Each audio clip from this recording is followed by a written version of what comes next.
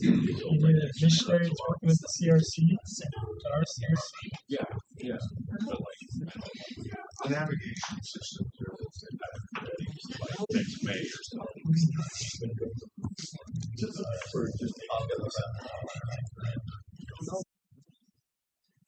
Remember their name. Jog my memory. How deep are you going? You jump in here, let's look down. He's going down at least 50.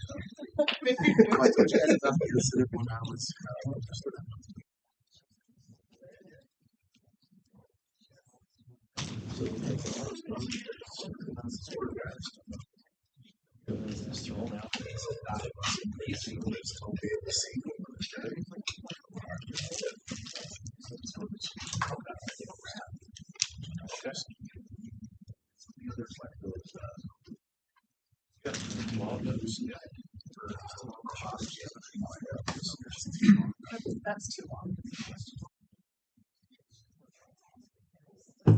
That's called immigration. Plenty.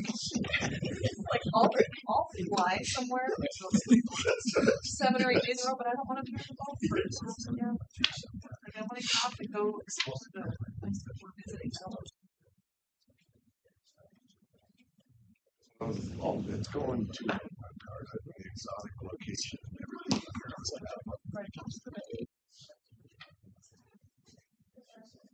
I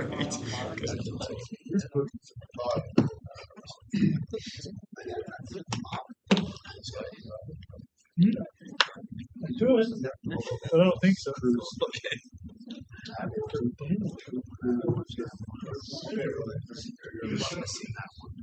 That happens all the time. It's happened. It's always the like. You were going to give me some stuff.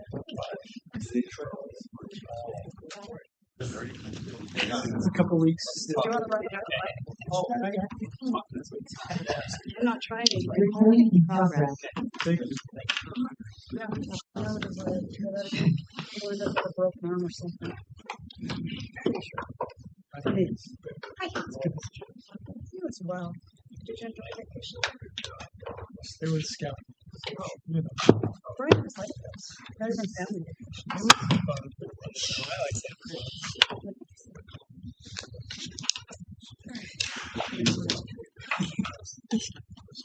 Okay, we'd like to welcome everyone and call to order the city council meeting or study session tonight for the West Valley City Council. It's July 28th. We're beginning our meeting at 4:32 p.m. in the multipurpose room of City Hall. Councilmember Norfelt is excused this evening. In person, we have Councilmember Christensen, Councilmember Wood, Councilmember Weststrom, Councilmember Hune, Councilmember Harmon, myself. We're also joined at the table with our city manager, Mr. Peely, and our city recorder, Ms. Kamick. We have our minutes of July 14th, 2026. Turn those to the council for discussion or a motion. Second. Okay, we have a motion and a second. All in favor, please say aye. Aye. Any opposed? And those stand approved. Tonight, we're going to introduce our new employees.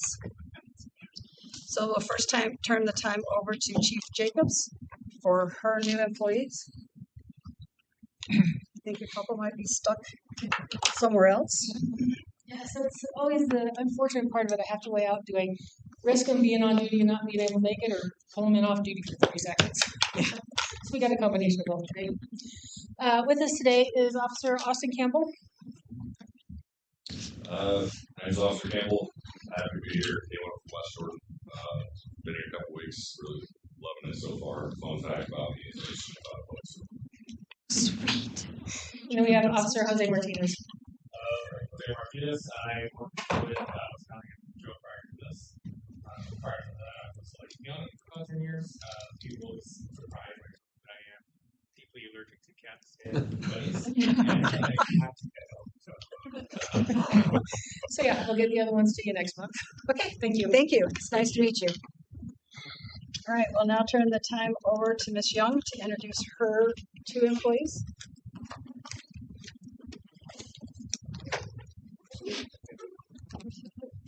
Thank you, Mayor and Council. I'm excited to introduce you to a couple of our newest employees in Parks and Recreation. Sadie Collins comes to us in our Park Maintenance Division. She had some really great experience and learned a lot working as a seasonal for both South Jordan City and Harriman City, but couldn't work for those agencies due to family members working for those agencies full time. And so we were really excited to steal her from those other cities, and she's learning the ropes and doing great things, and we're excited to have her as part of our park maintenance team. Sadie, do you have anything you'd like to add? Okay. We also have tonight Soraya Griffin. Soraya is an activity specialist at the Harmon Senior Recreation Center.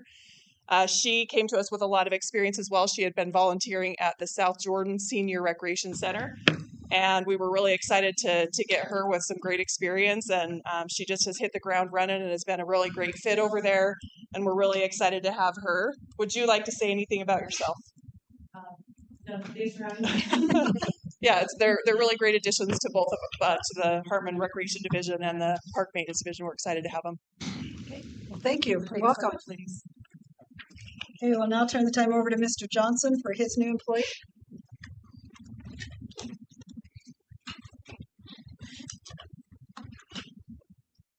Good afternoon. This is Dayton Newell. Dayton is our stormwater inspection manager, recently hired in the Interior Division. We're really excited to have him. He comes with a lot of amazing experience, and I'm going to give him just a minute to introduce himself. Yeah, I'm Dave Newell. I come here from Clearfield City Public Works as a staff engineer there before coming here. Been here for a little bit over a month, but currently serving as the Stormwater Advisory Council chair. So it's been great to work with Dan and the Public Works team to learn how West Valley City works. It's been a good experience so far. Yeah, his experience on the Stormwater Advisory Committee is very valuable to the city. We're grateful to have somebody that has some good background there. So, Okay, thank you and welcome. All right, we'll now turn the time over to Mr. Zulu, his new employee. Good afternoon, Mayor Lang, City Council members. I'm very excited today to introduce to you our new employee, Charlie Haddon. He's our facility maintenance specialist. He brings a lot of skills and talents and experience that really will help our facilities team. I asked him to share a few of those with you today. Go ahead, Charlie. So I've been, my specialty is roofing. So I've been in with a company for 24 years.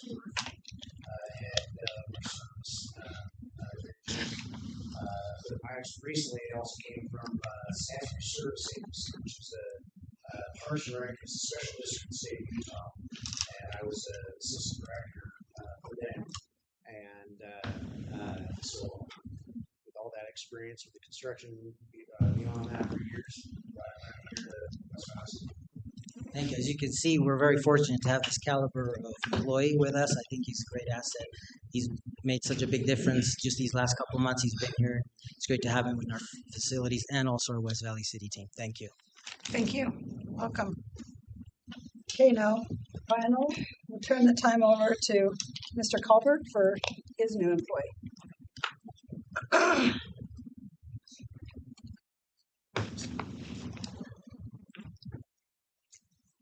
Thank you. I'd like to introduce Oscar Cortado. He was born in California, has lived in Utah for most of his life.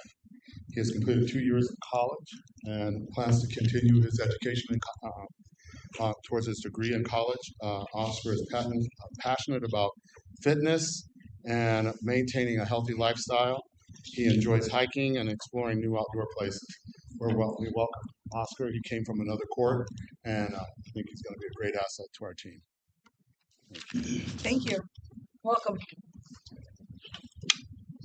All right, we'll now have a review of tonight's regular agenda and the Special Development Agency. There were no new additions. Okay. Did anybody on the council have any questions? Okay. move forward with them then. And we'll go to our public hearing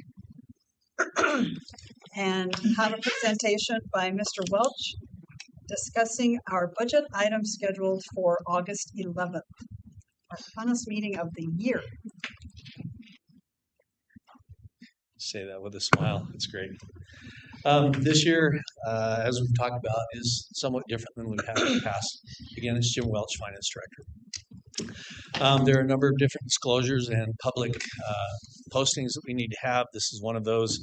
The statement that we're required by the Senate bill that was passed in the last legislative session. We're not required to read this in this particular meeting. There will be a little bit more narrative in the next one. You'll recall the back and forth narrative that the mayor and I had that when we presented the budget with the tentative budget. That's will be required in the final adoption of the budget and consideration. That would be in August the 11th, I believe. So with that, this is the statement we're required to publish and have evidence that it's there. And then the final budget will be presented. Has not changed from what the tentative budget that was presented to you.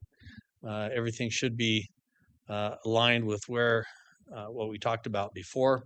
As a reminder, we also were required to publish a property tax impact statement that includes the amount of the property tax increase, which is about a 5% of West Valley City.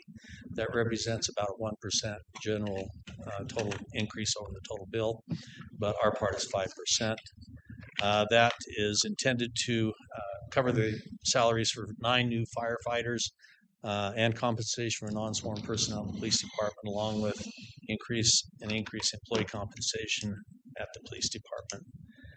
And we've gone over that multiple times. Happy to answer any questions we might have on that one. And then some other things that we will have in the regular meeting, along with a summary of the budget, which I will present like I did in the tentative budget. I'll have the same slides, but I'll also have this one, and this is the notice that was published in the newspaper, which, yes, we still publish things in the newspaper until they change that. And then a couple of notes off to the side that I put in there where our rates have been. One thing that's kind of interesting is the tax rate history in fiscal year 26 was 0.002647. This year it's 0.02694.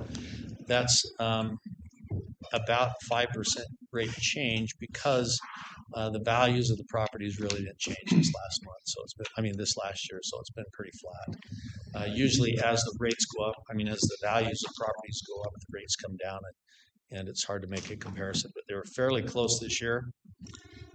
There's also included a judgment levy, and as you will recall, it's a small amount this year. It's $41,000, but we've seen that as high as over $2 to $3 million, depending on what the appeals have been from larger businesses.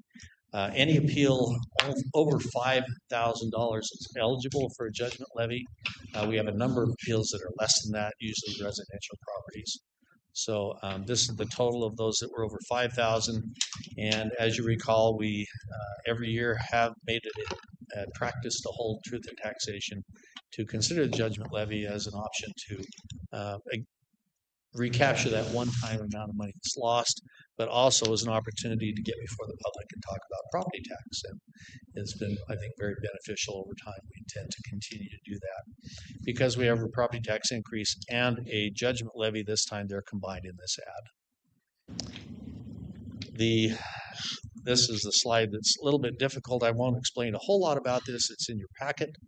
This is the combined ad that was published by the county, and they're required to publish it the same way we do, with it in the newspaper, on the website, and then we're also required to include this in our public hearing.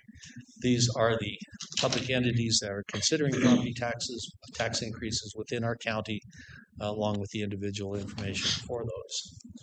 And I think that pretty well takes care of it. If anybody has any questions about this, happy to answer them. If not, then we'll be doing this again in 2 weeks. Any questions?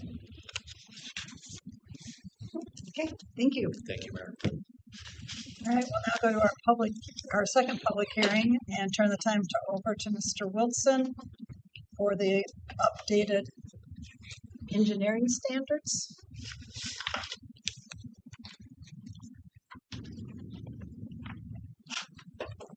Good afternoon, Council. Kobe Wilson with the Engineering Division. We are bringing some updated engineering standards for your review. The last time that we updated our engineering standards was back in 2020.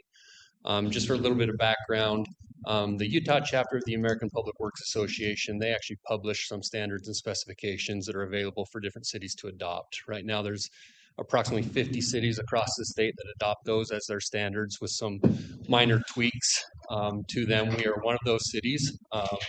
APWA typically used to update their specs and standards about every 5 years. The last time they did it was in 2017. And so we were waiting for the 2022 update to come, which never came. They ended up kind of changing their policy, and in 2026, they finally released updated standards, and they're going to start releasing those every year now on an annual basis. So the purpose of these updates now are to adopt the latest APWA specifications, again with some minor tweaks, but it was time to address those and adopt the latest APWA specs, and that's the issue before you. Okay, any questions?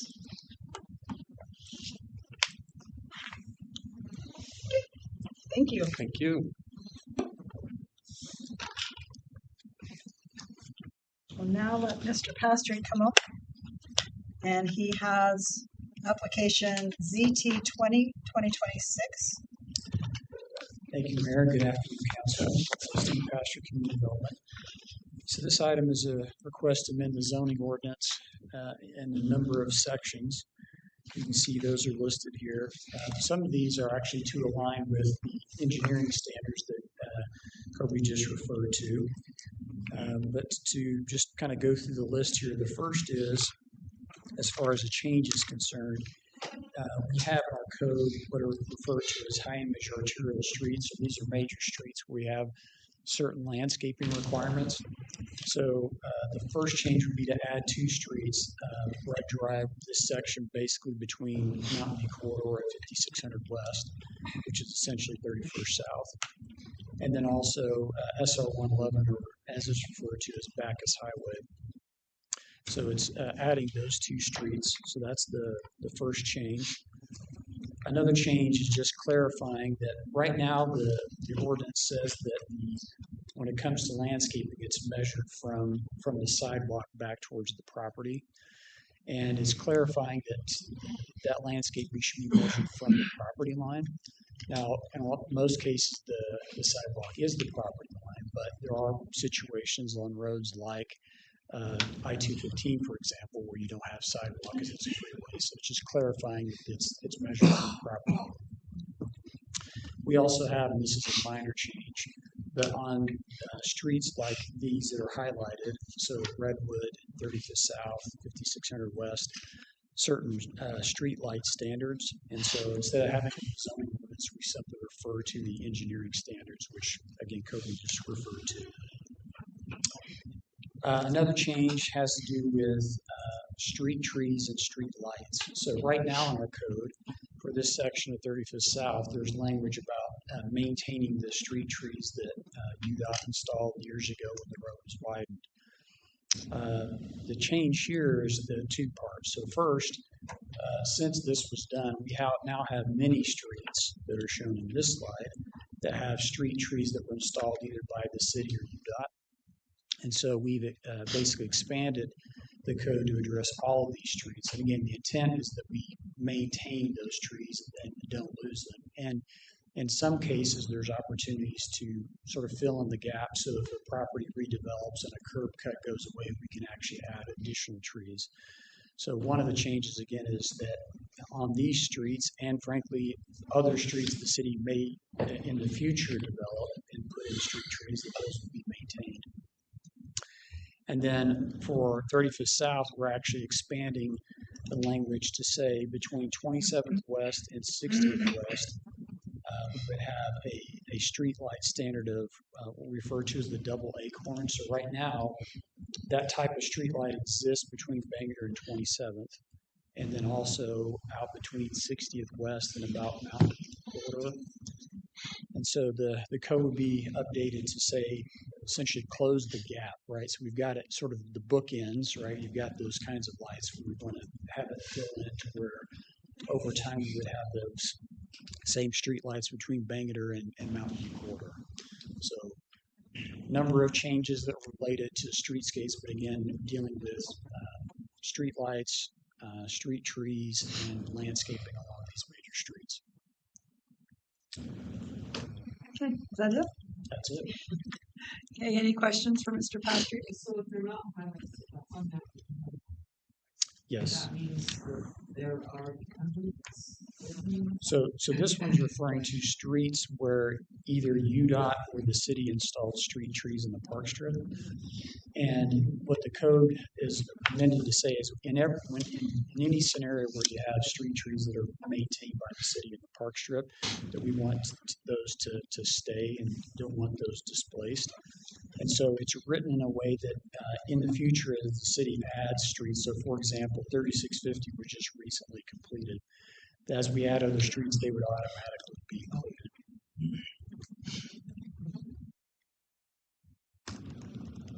Okay, thank you.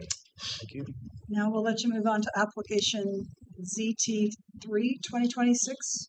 Thank you, Mayor. So this one is actually a request the council made to change our standards for fencing along 4100 South. So you'll recall back in 2021, the council changed the code to only allow, at least in front yards along 4100 South, a certain type of kind of black ornamental wrought iron type fence. And after discussing this a couple of times in study session, the council decided to amend the code, and this is the current language, and then this is the proposed language, which is just much shorter.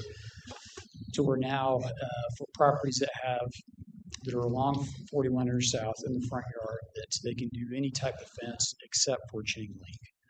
So it's just making it a little more flexible than it is right now. So this is just in response to direction from the council. Any questions or comments on this one?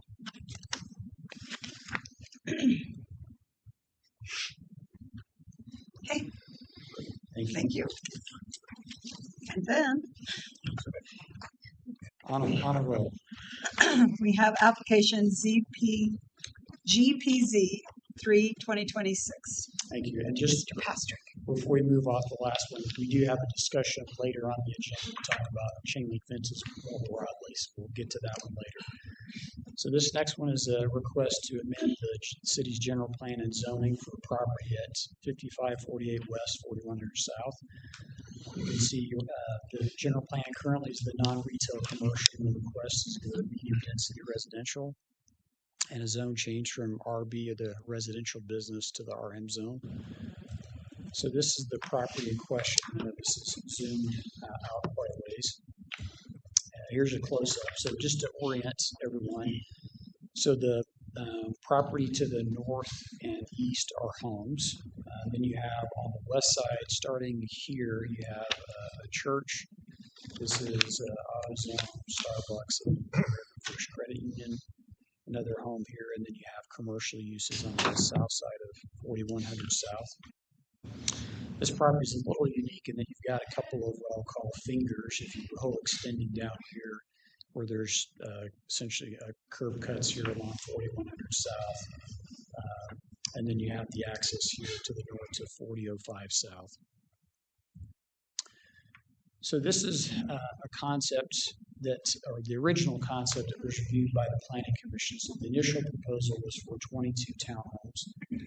They were all 3 stories. And after the first hearing with the commission and feedback from neighbors, the commission tabled this and asked the applicant to consider changing the product type along the east side so that it's not as tall. And so this proposal now, this is the latest plan, has 2-story units along the east side. So the north is on the left, and then retaining the 3-story units along the west side of the property. So a total of 21 units, so dropping a unit. This would be the floor plan of the 3-story units. So essentially you have the ground level is the garage and stairs.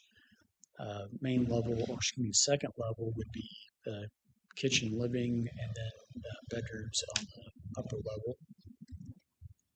The elevations are a little washed out here. We have renderings a little bit easier to tell. So this would be the rendering of the 3-story unit with you can see the balcony up on the 3rd level, and then another view of that 3-story unit. Again, these would be along the west side, and the west side is the side that's adjacent to the commercial uses. Then the 2-story unit. So in this one, you have the garage, and, kitchen, living on the main level, and then bedrooms on the 2nd floor. And then the renderings of the 2-story units, which again would be on the east side, and these would be the units adjoining the residential uses, or the homes to the east. In this one, the applicant just provided this sort of example of a commercial building, just to make the point that in the current zoning, the RB zone, you can actually build a building up to 35 feet tall. So that just shows that, you know, if someone were to build a commercial building under the current RB zoning, that's how tall it could be. So obviously the 2-story units would be quite a bit shorter than that. So here's some pictures of the site. So this is looking north from 4100 South. So you'll recall there's the home right on 41, then you have those 2 kind of strips of property that extend down to 41. And then you can see the commercial uses off there to the left.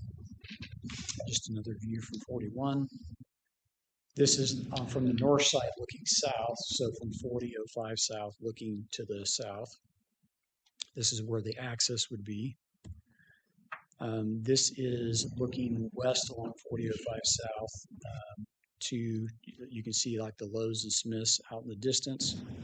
This is looking to the east along the same street.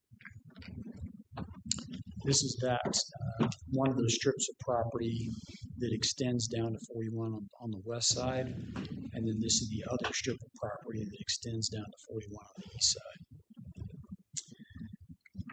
This shot here is actually taken from the commercial property, so where that wall ends is roughly the end of, if memory serves, the America First Credit Union. So you have a number of businesses there where there is no masonry wall that was installed. So one of the development agreement requirements would be to extend that wall wherever it does not exist. Is one of the provisions. You can see here's another vantage point. So you have the auto zone you can see there, and then where the wall just ends here on the right side of the picture, and then you just kind of have a farm fence that would be replaced with the masonry wall. And I believe this is the last image here is looking more towards the northeast. So you have the homes out in the distance with a kind of a mixture of different fences along that east side. So just to maybe hit on some of the high points with the development agreement that's proposed. So again, it's addressing the number of units. So again, it's 21. There's the minimum sizes of units which exceeds the code is addressed. The rendering fencing, as I mentioned, you'd have the precast concrete wall along the west side, and then the other sides would be vinyl fencing against the residential.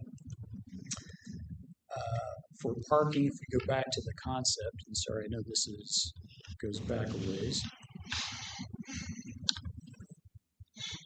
I think it's helpful to see. One too far. Okay. So the council recalled that the code requires 4.75 stalls per unit, which is basically 2 in the driveway, 2 in the garage, and then another 0.75 kind of throughout the site. In this case, the 0.75 would yield 15. In this concept, they are showing 14. But what's a little bit unique about this project, so as required by code, this road is public, and so you wouldn't be able to park anywhere along here just given the spacing of the driveways. But there are spaces like along here, for example, where you could park. At the end of the day, I think if the council was leaning towards approving this, they could get another stall to get to 15. They're asking to do 14 simply because there are places along the street where you actually could park on the street, but they could hit 15 if that's the desire.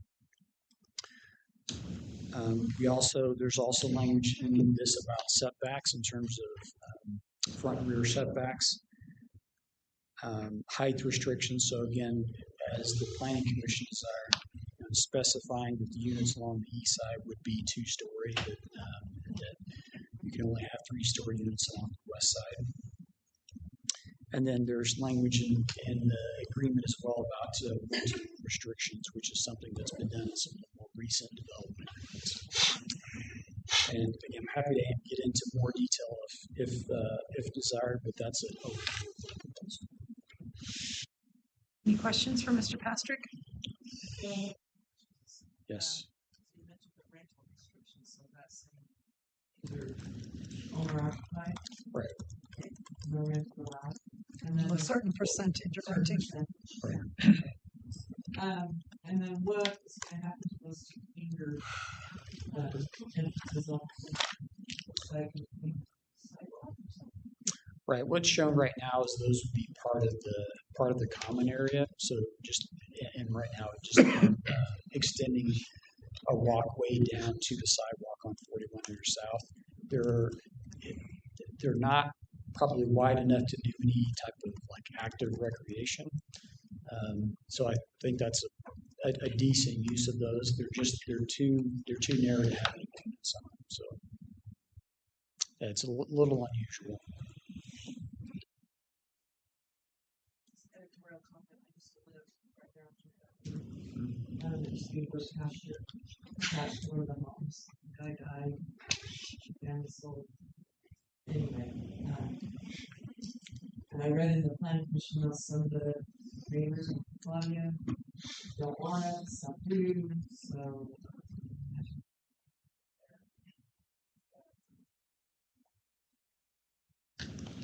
Anyway,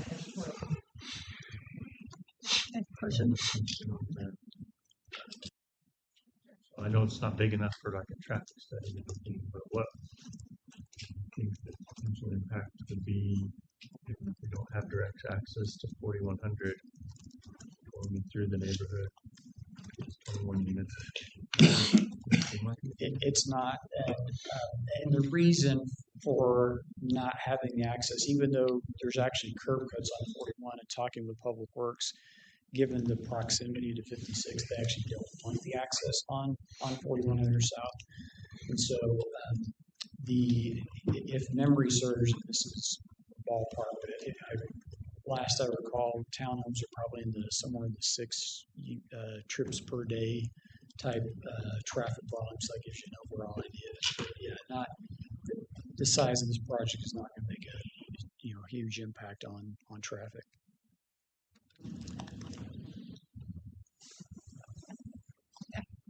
In the development agreement, it talks a little bit about stairs, exterior stairs. But I don't know if we've seen before. Talk about that. Absolutely. So one of the things we have been doing in some of our, most of our development agreements involving townhomes or apartments is we include a section we refer to as other standards. Really, that's just taken straight out of our code. The reason we do that is, just being candid, the legislature has threatened over the years to basically prohibit our ability to have design standards. And so by keeping them, essentially copying those standards into the development agreement, if those go away, they're still in an agreement. So that's the issue, but that's just straight out of the code. And they were never intending to do exterior stairways. That's just something that's in the code. Okay.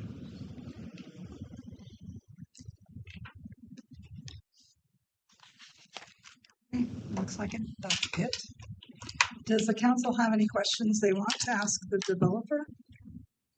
Or did you get all the information you need?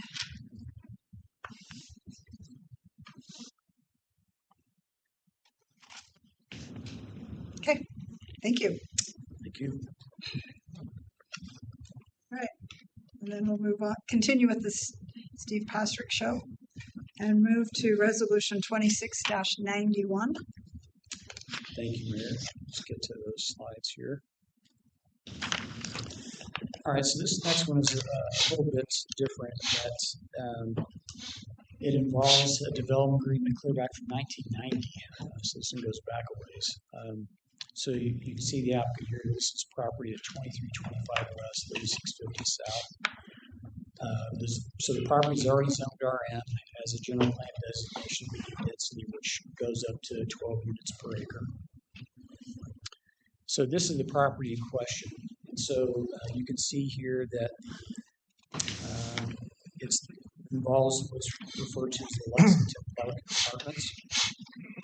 And the overall property, so including both of these properties, is just about 10.3 acres. And then you have this area here that's mostly just landscape.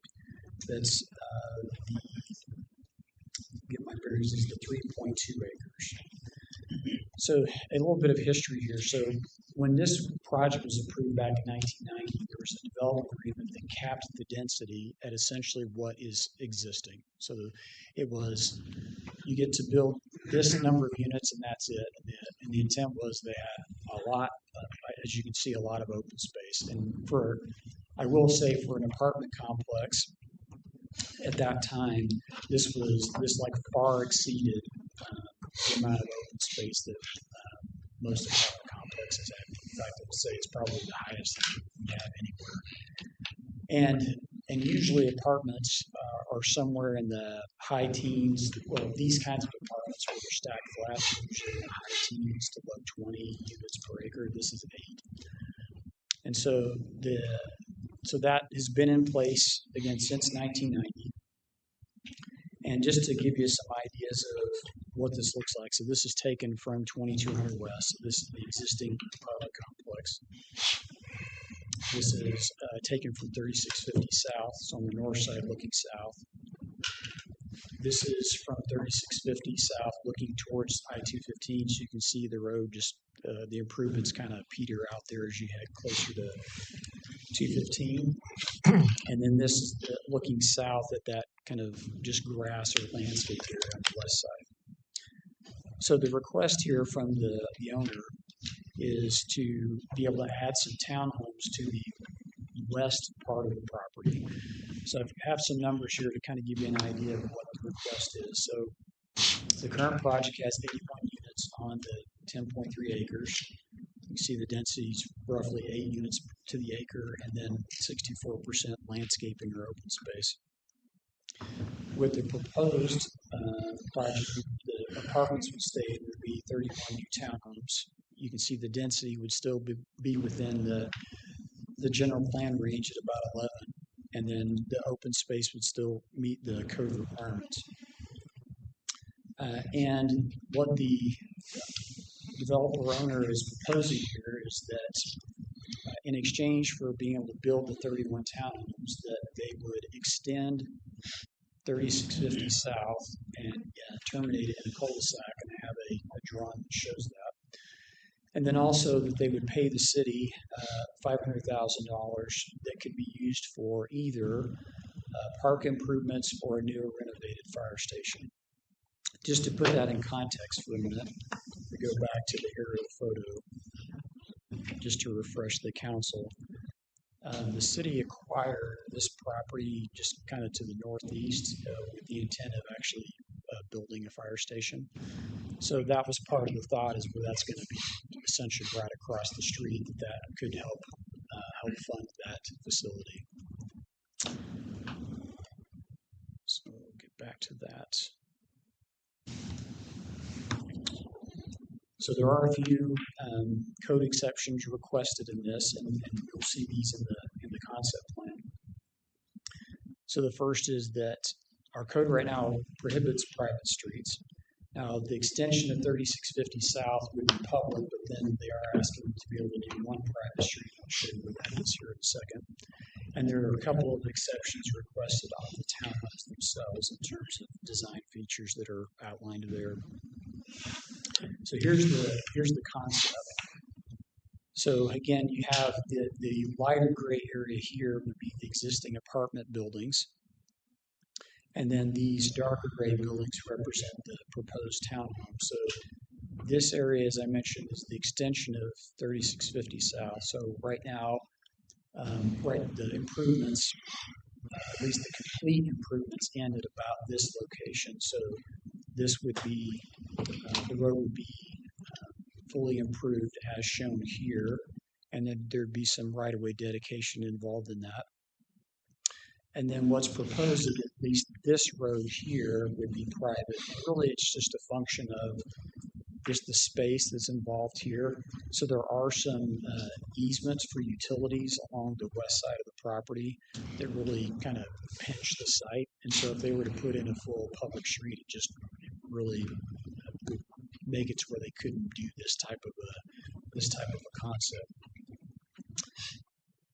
And then these are the proposed elevations of the townhomes. And so just to go back and summarize, I think really this is a question going back to that original development agreement. So you had a development agreement from 1990 that capped the density at 8 and provided, a substantial amount of open space, more than what the code requires even today.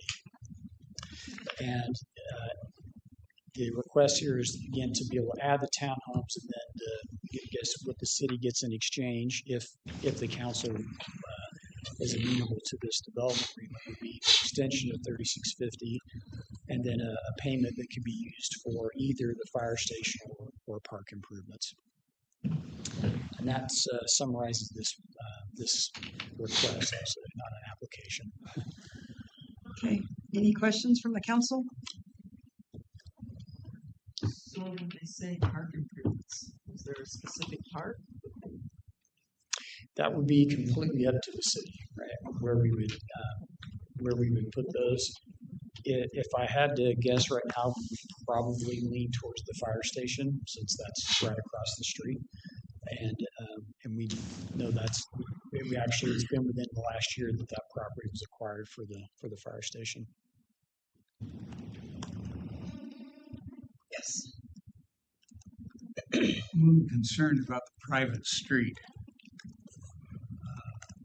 We just went through that and saying we're not going to put any more in. And 10 good reasons why we're going to change all of a sudden.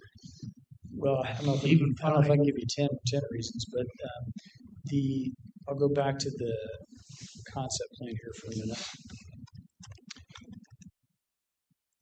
So really, it really does boil down to, in this situation, the space constraints of the site.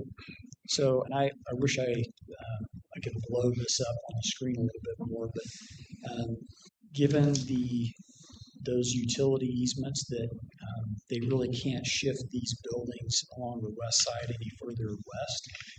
And so a public street just consumes more, it's wider, right? It consumes more property. And so by putting in a public street and then doing another cul-de-sac here at the end of the street, it really just did end up with significantly fewer units.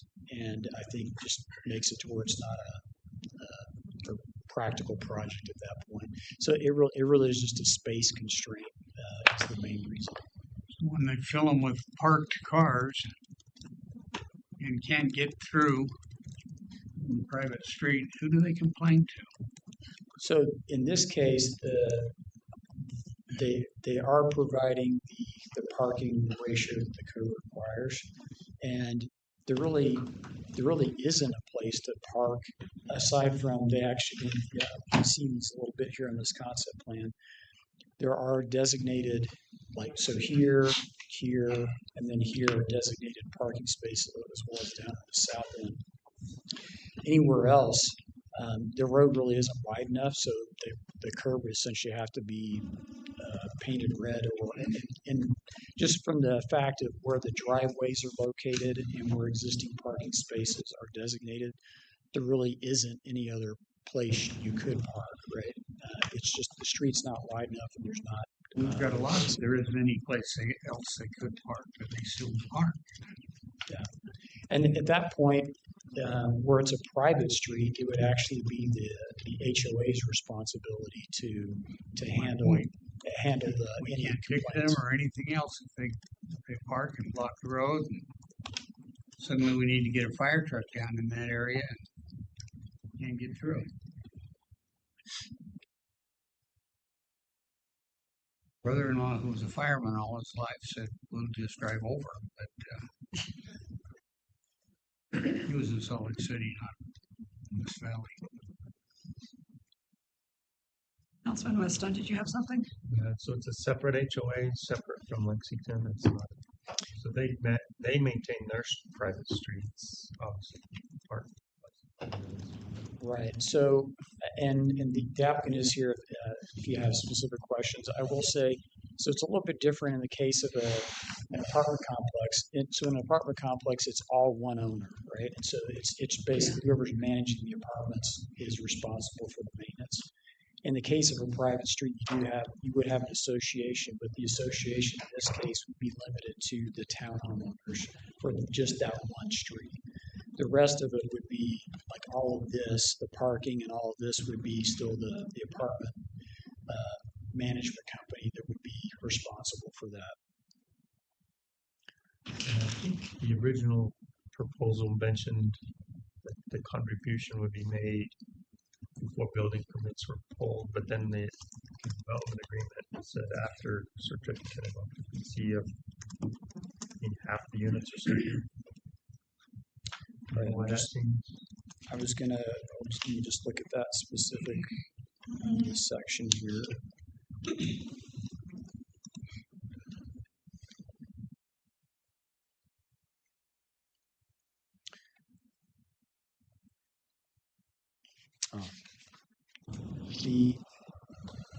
Sorry, I don't have that specific page printed out. Yeah, what's in the agreement has to do with when the certificates are basically saying the COs would be held until that payment is made. But if the council feels more comfortable having a different standard for that, that's something we can change. But basically, we just wanted to make sure that there's some form of leverage to make sure that that is done before the project is completed. So, for example, with the road improvement, the extension of 3650, we basically said we won't issue permits until that's done. So nothing could start until that's done. That, if we wanted, that could be a potential amendment to make that provision stricter as it relates to the payment.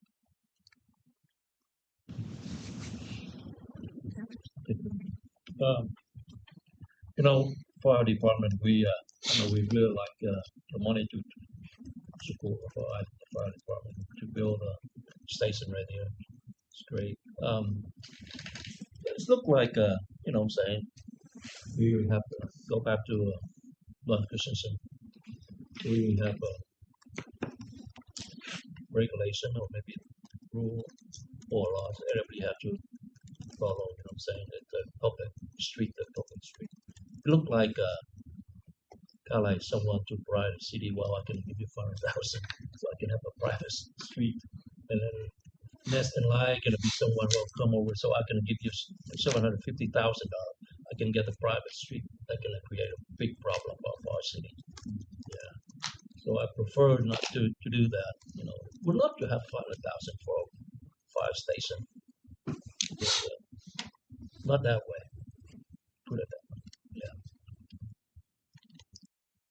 So one of my questions, the 6 units to the far south, where is their street parking?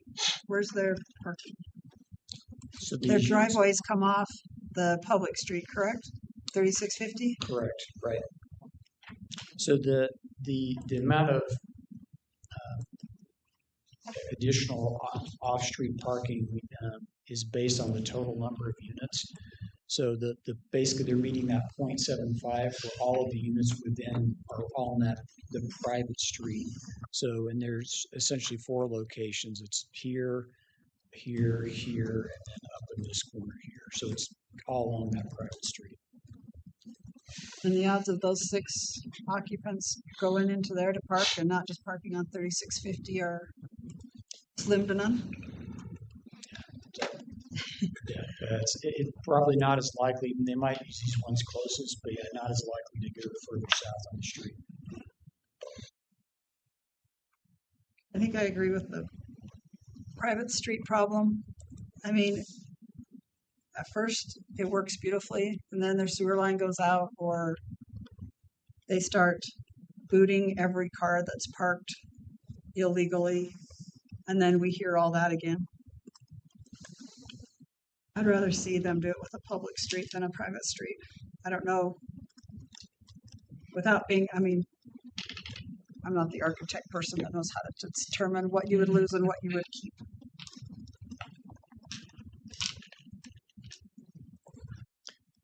Yeah, That's so yeah, they're here, and so yeah, if they feel like they can reconfigure this with a public street, and I certainly conveyed to the to the applicant the council's concerns about private streets, and but yeah, but now you're hearing it straight from the council. So,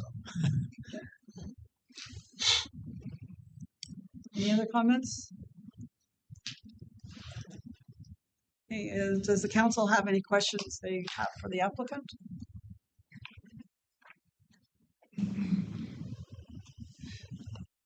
I mean, I wouldn't mind a really short, abbreviated answer to how many units would be lost with a private street. I mean, public street. If somebody wants to. It'll take us, Can you come it'll to take the- us a week, so we'll have to come back, but we'll have to get some engineering. I think what would happen Well, would is- you give us your name and who you're, right here at the mic?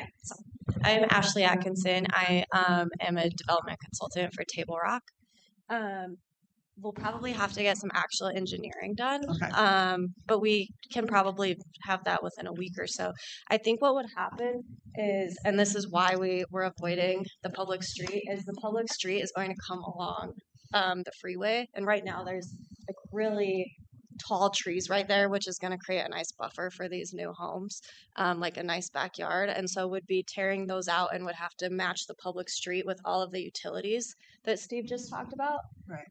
And then the homes would kind of sit back in the front yards, would be looking at the freeway. So it's just overall not as nice. And we're trying to hit that missing middle, trying to create nice homes. So I think we could do it, and we probably wouldn't lose that many units.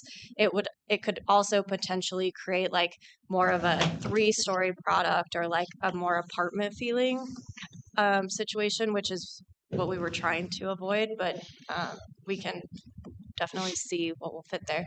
I also just wanted to point out there is a 2-car driveway for every single unit, so, and a 2-car garage. So if you just think about, that's 4 dedicated spots per unit plus 0.75. That's quite a bit of parking here. Yeah, we just have historical, actual practicality that nobody parks in the driveway because nobody wants to move their car before somebody else can get their car out. So in theory, it's awesome, but in practice, it's not. So, but we're happy to get back to you like in the next week or two and like, you know, what a site plan would look like. Okay, well, and yeah, if it's going to take more time, it might be best to have us continue it and come back instead of having it denied in a public hearing. Yes. So Okay. if you'd work that out with Steve, that would be helpful. Okay. Thank you. Thank you. Mayor, just one other thing I'd add. So this actually isn't scheduled until the 25th of August, so that does give us quite a bit of time More for time. them to massage this and potentially look at an alternative. So. Okay. And you could send those out in emails because we'll have a study session that night of the budget or not? We will not, no. Okay, so we just won't be able to review it 2 weeks before the regular. Correct. So if we could get it in emails or something, that would be very helpful. Is everybody good with that? Okay. Okay, thank you. Are we done with you, Steve? Woohoo! You're gonna charge us overtime here soon. Okay, here's that one. So we'll go to resolution 2692 and invite Chief Jacobs to come on up.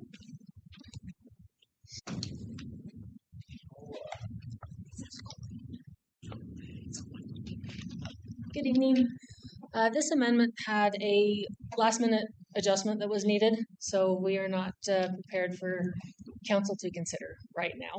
Apologies for that. We'll bring it back to you when it's ready. Okay. Thank you. Okay, we'll now go to resolution 2693 and turn the time over to Ms. Urkel for new software stuff. Thank you. Good afternoon, Mayor and Council. I'm Jenny Urkula, IT Deputy Division Head. 18 years ago, we implemented CityWorks platform, and it has served the city pretty well, but it is reaching the end of its functional life. So as a team, we conducted a formal RFP process across all our functional areas, and we selected the software company Atom AI. Atom AI is a modern cloud-hosted solution that is built on the Google platform. It leverages Google Maps, Street View, and it also integrates and leverages our existing GIS investment.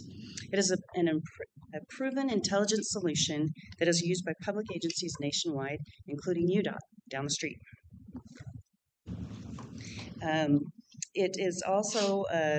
It would also unify our service request platform and our public portal into a single AI-assisted platform and give all of our residents, contractors, and staff one intuitive experience for all permitting, licensing, applications, payments, inspection scheduling, and service requests.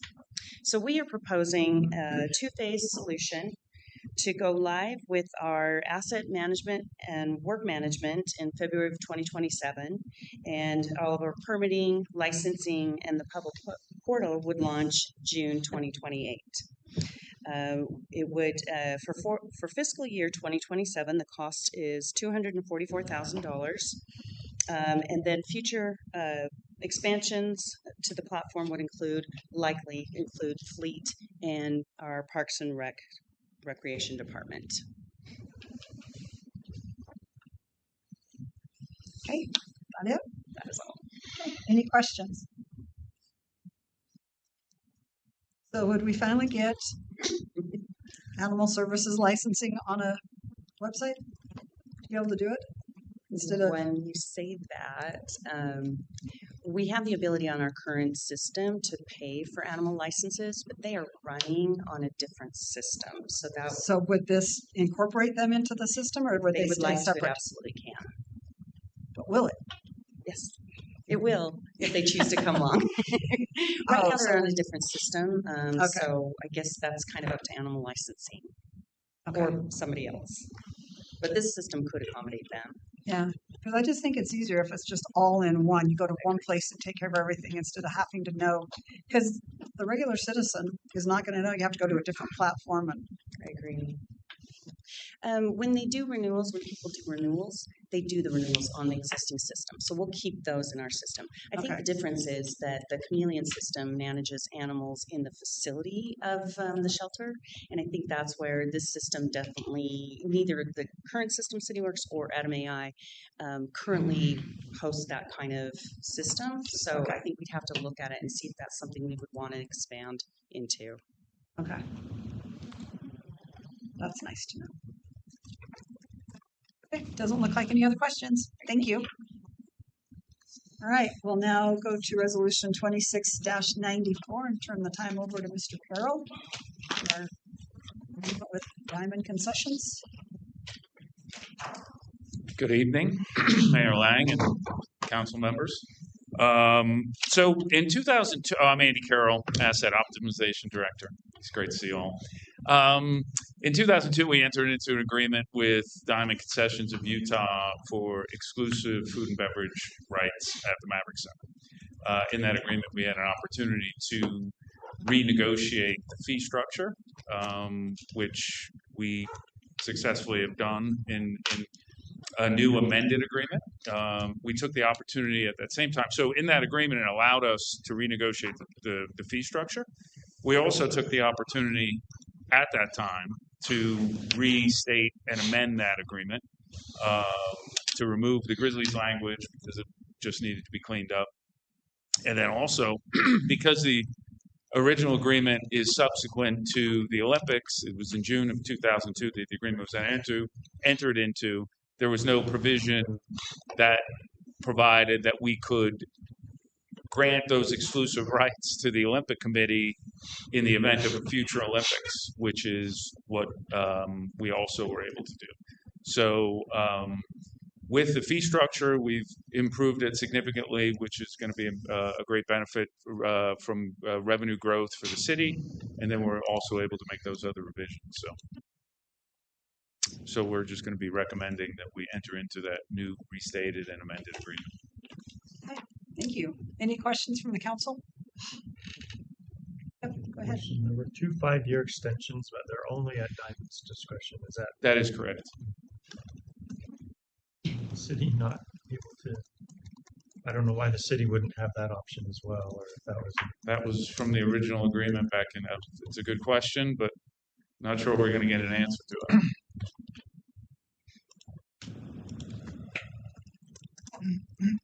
I'm sorry, so whether or not the city would have that option to renew, or Yeah, it just said that it was at the sole discretion of Diamond.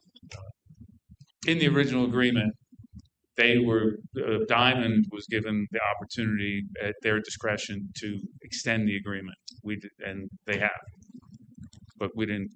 I mean, that was all predates all everyone. Yeah, and I guess for us it would be not necessarily be. First, terminating the agreement would probably be more important than extending, right? I mean, it would be in their favor, not necessarily ours, to have that extension.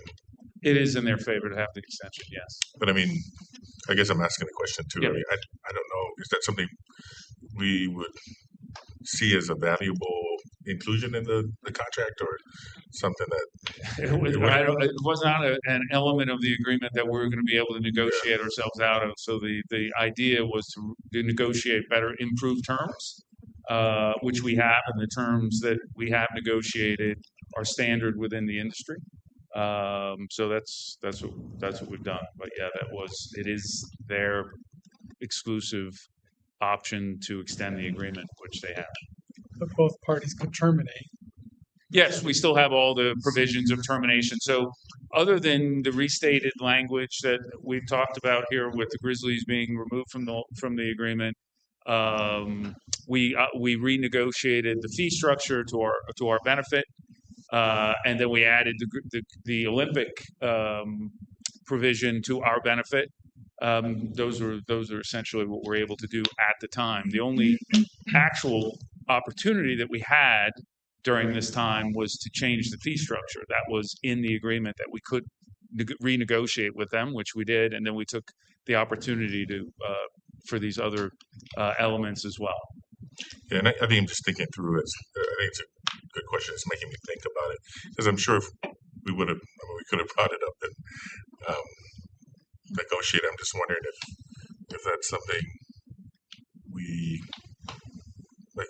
I would like, the ability to terminate is probably the most valuable for us.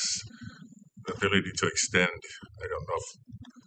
Again, I'm just thinking out loud. If that's something that is important enough for us to bring up, maybe in another amendment, or if we care.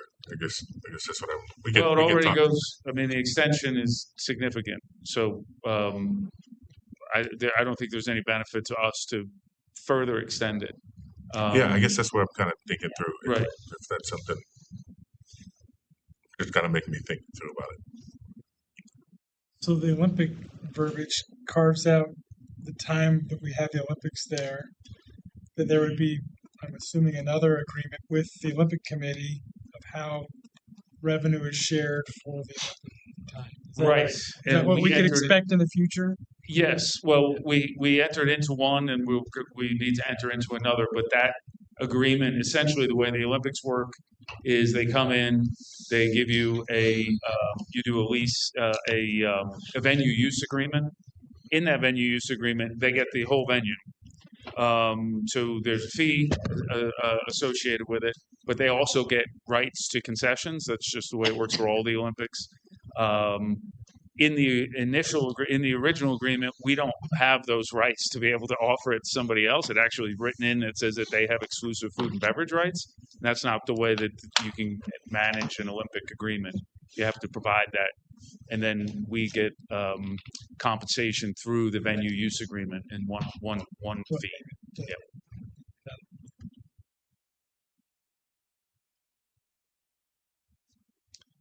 Anything else? Looks like Great. all of them. Thank you. Okay, thank you. All right, we have one item on our consent agenda, which is to appoint 3 new members to the Healthy West Valley Committee. Does the council have any questions on this item? And would the council like to add any of the full resolutions to the consent? Well, I guess 3, because 92 is going to be continued.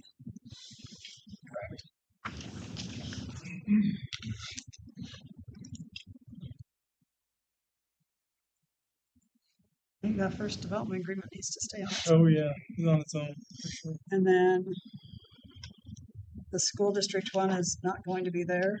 So it'd be the software and the concessions. Okay with CND. Does anyone have an issue with having C and D be on the consent agenda? Okay, we'll go that way. Thank you. All right, we have our communication items. Turn the time over to Mr. Johnson for the Bangerter Highway project update. Thank you, Mayor and Council. Today's a fun day. We get to start talking about Bangerter Highway again. We had we talked about it quite a bit when they were doing the environmental document, and 4700 South was under construction. But here we go again. They've got another project that's funded from the beginning from 4100 South through Parkway Boulevard. And I'll just introduce UDOT. Marwan, why don't you come up? This is Marwan Farah. He is UDOT's project manager. I've tried to talk them into changing the name of Bangerter Highway to Marwan Highway or something to that effect. He's been the project manager on, I think, every major Bangerter project that you've seen in the last 20 plus years. And so Marwan is Mr. Bangerter, and he knows that corridor up and down. So he's going to be a great resource for us as we develop this project. So I'm going to turn time over to Marwan, and he can introduce his team as well. Thanks a lot, Dan. Much appreciated. Again, good evening, everybody. My name is Marwan Farah.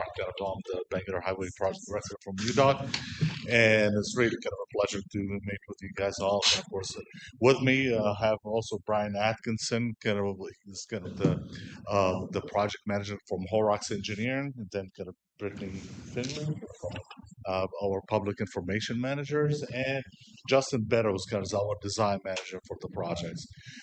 So yes, as Dan mentioned, kind of it's been a while, and so on. So I need to, well, I guess kind of this how push, I guess, which one? Just there. Okay. Yeah, so as Dan mentioned, kind of course it's been a while, kind of course so started kind of this is kind of really kind of a brief timeline. We started back in kind of in 2022 with the environmental document. At the time, kind of was Alice Fisher was the environmental project manager kind of from UDOT. Kind of she handled kind of the environmental aspect until we completed the environmental kind of about kind of the spring of 2024. And about kind of 2025, then the department kind of have the funds to start the next segment kind of construction kind of Bangerter Highway. The environmental document, kind of the state environmental study, kind of finished all the interchanges kind of on Bangerter Highway, all to the north of California Avenue.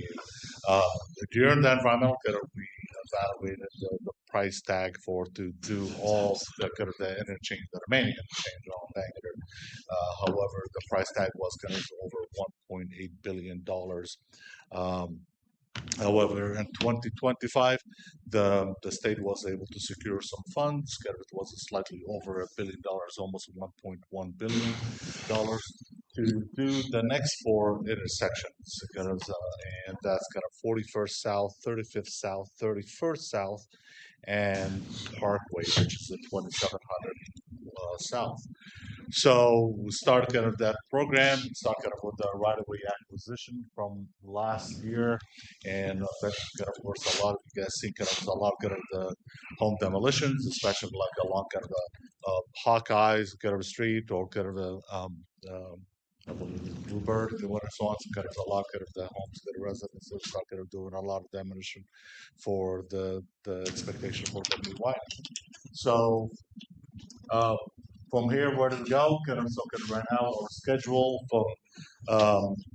from now until the next summer 2027. That's when we're planning to put the contract requirements. So we call it kind of RFP, request for proposals for kind of the design build sometime kind of in the summer of 2027, and kind of an expectation to have kind of a winning proposals by late October, November of 2027, and then really kind of start the construction on the 27th and all the way kind of the 28th and beyond.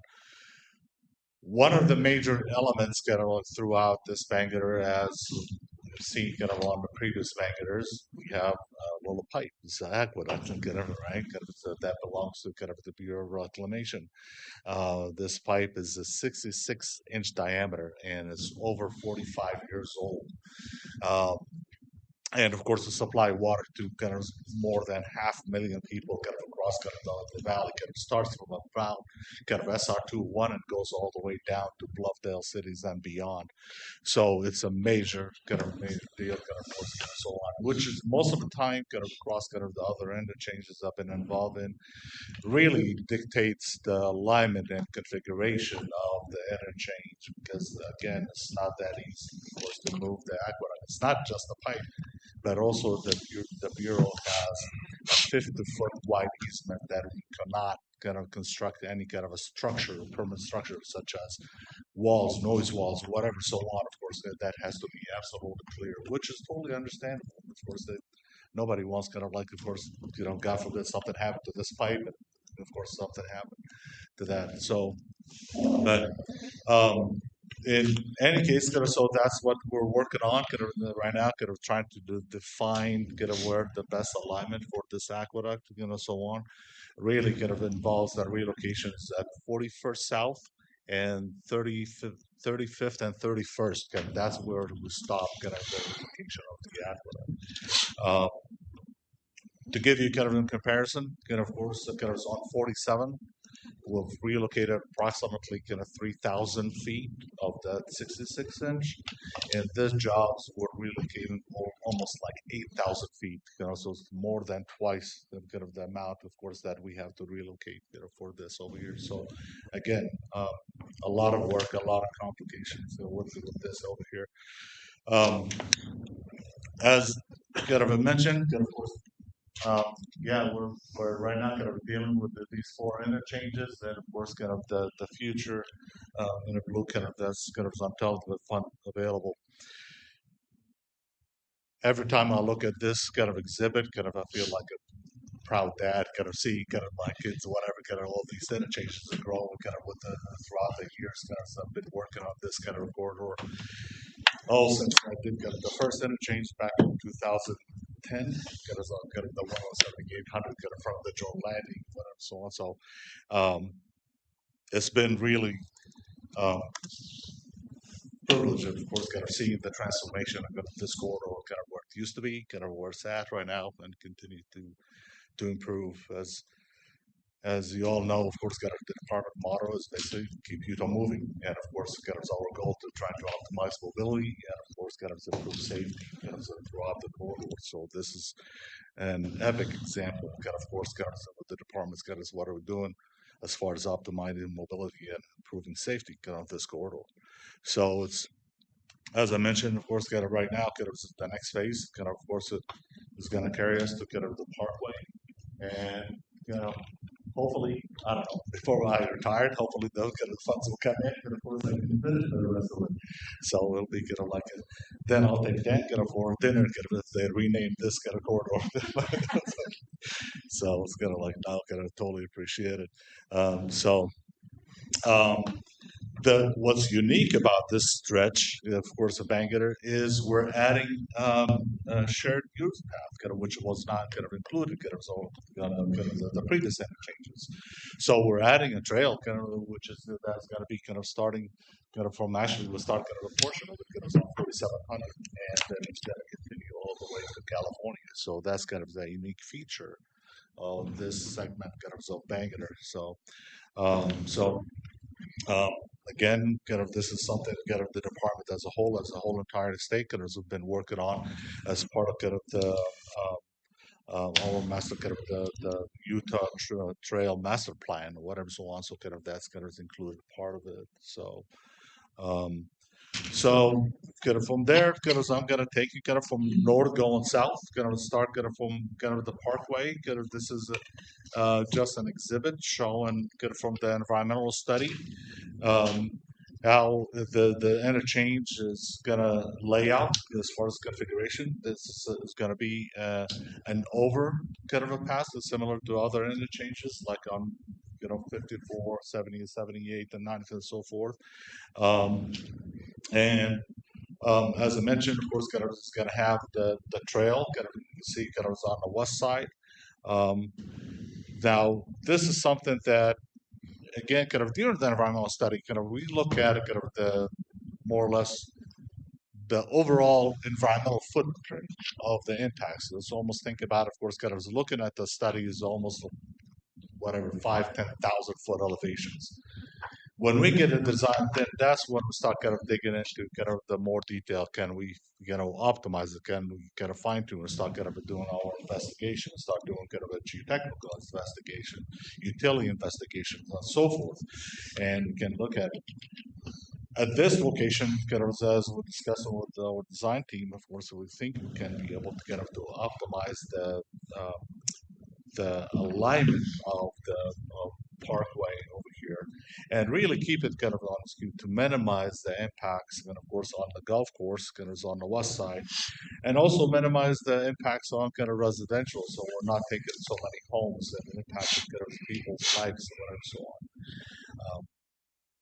I have to take the second, of course, throughout my experience, one of the hardest things that I usually do this over here is basically right-of-way acquisition. They're trying to really always still right now, of course, after years or whatever. So, I cringe when somebody else I'm gonna take somebody's home, so whatever, trying to move them out. But it's part of our nature, part of the growth. I guess with the growth comes some pains. But anyhow, so the goal over here is basically try to minimize it. So this impacts if we stayed with the same alignment as Parkway, we could potentially eliminate that little hook on the trail, which potentially could save about 4 residents from being relocated. So again, we're still fine tuning our design, trying to see where we can fit the best alignment. It's extremely narrow corridor, obviously between the golf course on one side, of course, and then of course the USANA and all the businesses, the other sides and whatever, so on. So, but we're continue improving and looking at optimizing the layout of this interchange. So that's at Parkway. The next interchange at 31st. 31st is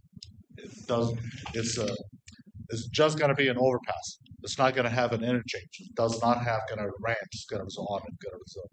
And the main reason for that, if you think about it, usually any kind of ramps that are on off ramp or on ramps, they're about kind of 2,000 feet long by the time, of course, you go kind of basically from stop bar to the go point until you merge.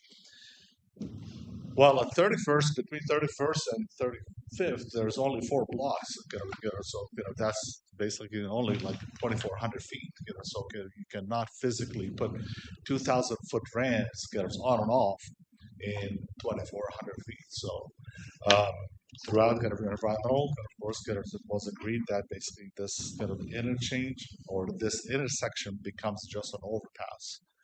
So what you see over here is again this extremely tight corridor. We're showing, and of course, we're relocating the aqueduct on the east side, and so on, and trying to kind of maintain as much as possible. Again, kind of impacting kind of a lot of the residents, and of course the American Academy, that of course kind of on the east side. So the alignment slightly shifts to the west, but again, trying to accommodate for kind of the relocation of the aqueduct. Actually, kind of, I got to mention over here. Years back, actually, I built that CFI. That's the first time I met Ben. Back then, of course, that's I'm not gonna say how long ago. So it's been a long time. But again, that's part of the relocation of the aqueducts and of course the construction of 31st. Even though as simple as it is, kind of an overpass is going to be actually kind of very complicated because normally in all the other interchanges, the way the construction that we've done kind of with all the interchanges is we maintain kind of the current traffic on bankers on the existing surface, and the contractor would build the ramps. Then after constructing the ramps, we flip the traffic and of course we put them on the ramps. And so we'll start building the inside, and so on and so on. This, because Hazard Head Ranch is going to create some challenging kind of traffic kind of control. So kind of we're still going to be evaluating kind of what kind of traffic control so we're going to be able to accommodate this area. And as we continue going south, 35th South, I have to say that this is maybe one of the most complicated and complex and impactful kind of interchange that I've done kind of throughout kind of the other interchanges.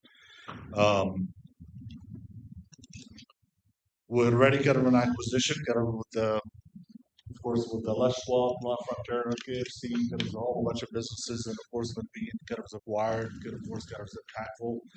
And one of the most impactful really is the Tuscany Cove apartment complex. Our footprint kind of is during the environmental shows taken basically 2 of these huge units, kind of each unit that has 18 residents. So multiply that by 2, that's 36 families that has to be evacuated, whatever, so on, kind of extremely impactful just on Tuscany Cove. So again, my design is really to try to minimize the impact as much as possible, but it's still is going to be very impactful. But hopefully, we can at least minimize that. So maybe at least if we can minimize at least 1 unit, save 1 unit. That's 18 families that we can save, without have to relocate them. But we're still working on the details of that. But again, the exhibit showing again the relocation of the aqueduct, as I mentioned earlier, of course, this being a SPUI interchange, single point urban interchange, similar to other interchanges that have done.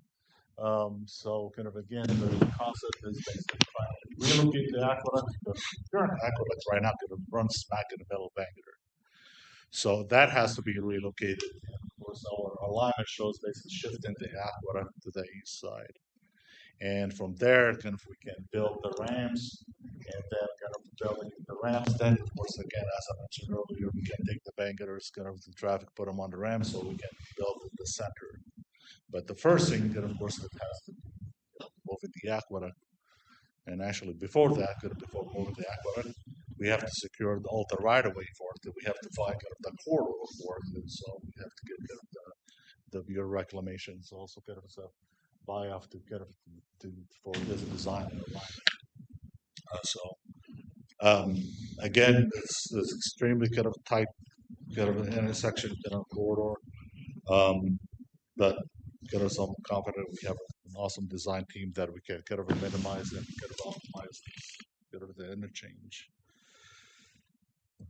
And last but not least, kind of the 41st South. During the environmental document, there was a lot of discussions about kind of the city, the desire to kind of maybe not to do just an overpass, and maybe kind of do a hybrid. A hybrid meaning basically kind of if you've driven on Bangalore at the special kind of the 126 South kind of Riverton, that's basically kind of taking the alignments half, so once kind of not totally an overpass, not totally an underpass like what we've done on 47.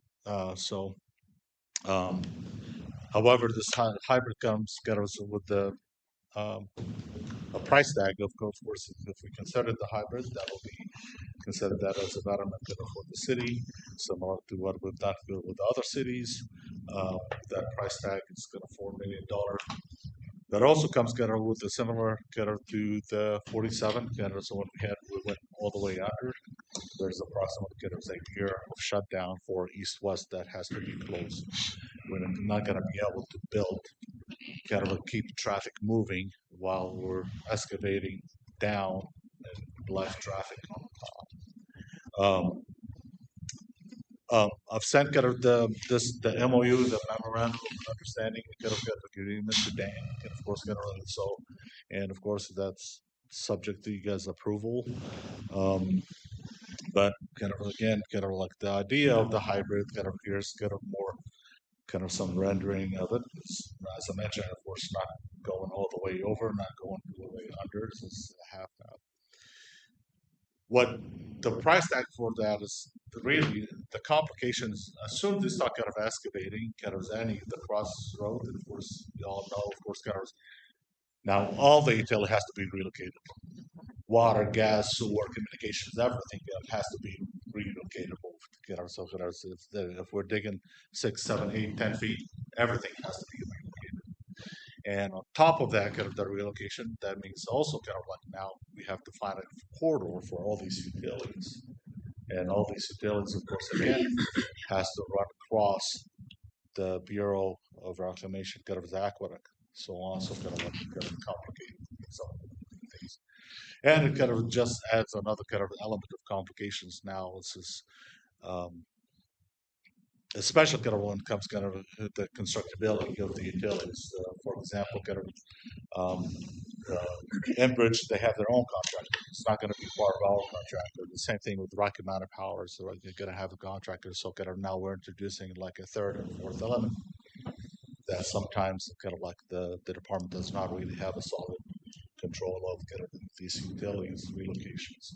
So we're going to be under their mercy. Of course, what their schedule available, when they can get that contract, and so forth.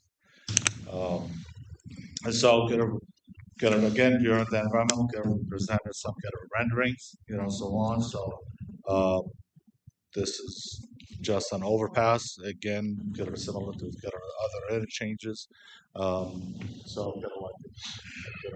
I want you guys just specifically take a look at cars. We took this almost like a view from range of medical of course, this is not of course scale, but this is what they see.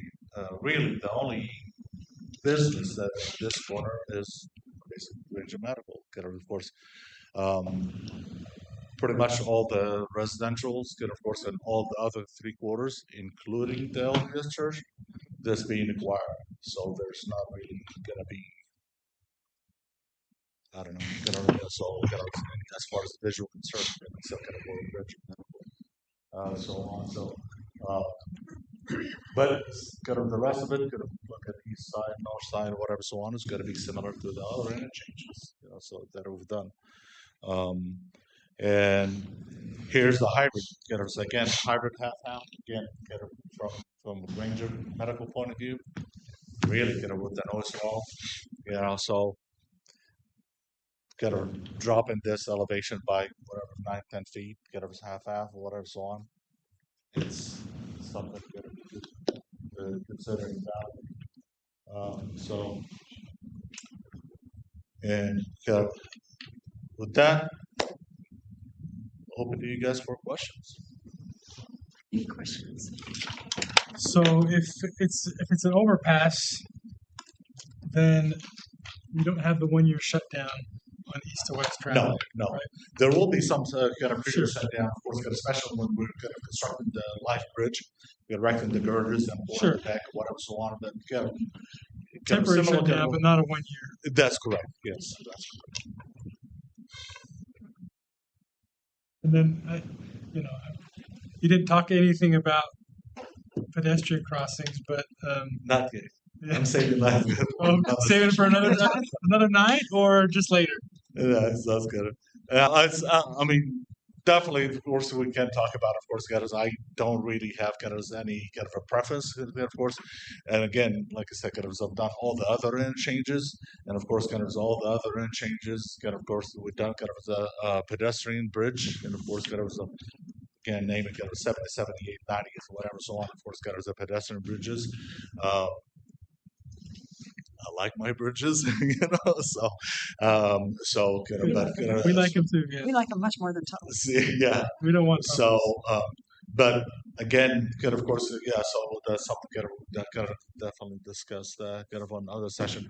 And as I mentioned, kind of really our main goal, trying to kind of define the alignment, especially kind of trying to find a house kind of for the aqueduct. And of course, kind of everything else will fall in place. If I can kind of figure out, let's say, kind of the configuration of the 41st, if we're going up or kind of hybrid, whatever, so on, we can start laying down the shared use path, whatever, so on, start kind of evaluating some of that. But kind of, yeah, so right now, kind of, we're still kind of really doing a lot of geotechnical kind of information. I know, of course, during the environmental kind of stage, there was a lot of discussions about if it's possible to take 41st all the way down to like similar to 47. Of course, the discussion back then, kind of years, was kind of like we had an issue with the groundwater, of course, right? Well, right now, kind of our geotechnical groups have been kind of doing some of the investigation for the groundwaters, and actually they're finding the groundwaters is about kind of 20, 22 feet, whatever, a lot deeper than what we thought over here. However, kind of we got this information actually this morning, and of course, so we're like at 31st, the groundwater is only like 9 feet deep. So on. Of course, as we continue going north, of course, the soils and groundwater, of course, and so on. But again, of course, it's been such a kind of a dry few years, so on, kind of like we don't know kind of where the groundwater is kind of fluctuating, so on. So, but it's kind of, yeah, we're doing a lot of again, kind of right-of-way acquisition. We're doing a lot of kind of soil investigation, geotechnical. Also, we're doing a lot of utility investigation right now, kind of also, kind of, so we'll start trying to kind of pin down all the kind of utilities and so forth. But right now, we need to find out that again, what kind of soils that we deal with. So,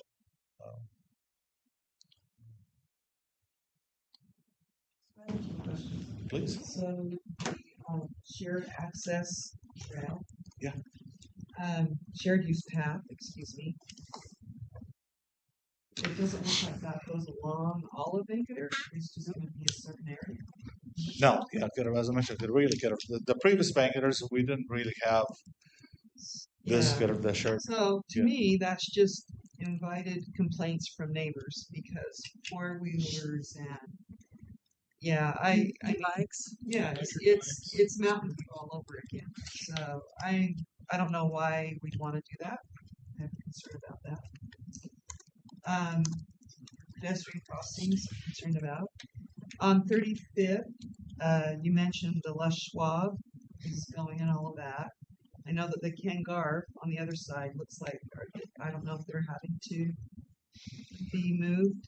And does it affect the Granger High athletic fields at all? No, so I'll answer the easy one. We're not affecting kind of the Granger, kind of, yeah, the football field exactly kind of going to stay the same. Ken Garford, again, according to kind of our state environmental study, kind of shows that we're going to do some acquisition, but not the full acquisition. Kind of I understand kind of the Ken Garford is such a kind of a major kind of a tax revenue kind of for the city, kind of as the commercial kind of yeah, unfortunately, kind of, we're not, I'm not sure. I know for sure that we're not doing a full take, so on. So now, what can Garf can do if they want to redevelop that, or whatever, so on? I'm not sure. Of course, they got the bigger shop, of course, right down the street. It was on 35th, of course, and so on. So. I guess back to the trail, do we have a say as to whether we want that or not? I don't believe so. This is the governor's initiative to have more connectivity with trails, but it only started in West Valley City, not south of us. Governor. Okay. And then to 4100. What's the advantage? Why do we as a city, why would we want to spend $4 million for the hybrid? Past council members wanted it that way for the view. So let's bifurcate the city. So is that an advantage for us? No. Just And do you we put get the to decide? overpass in and it blocks everything from this side, everything from this side as far as you or So with the hybrid, only half of it's blocked. down a little lower. But at 35 is going to be a full Right. overpass. So Right, so that argument's kind of like every other one's over. yeah, Except 47. 47th one under. Yeah. We spent money on 47th. We shared that with Taylorsville to get that done. Which Taylorsville told me they did not pay the $2 million. What? No, Yeah. How can you get out of that? I don't know. They did not. The department ended up picking up the tab. They did not, did they? Nope. Oh, man. So let's just ask for the hybrid and then not pay for it. Let's try and be I like it. Taylorsville. Let's be Taylorsville. Yeah. And I don't know why that was deemed as fair. We should get a refund.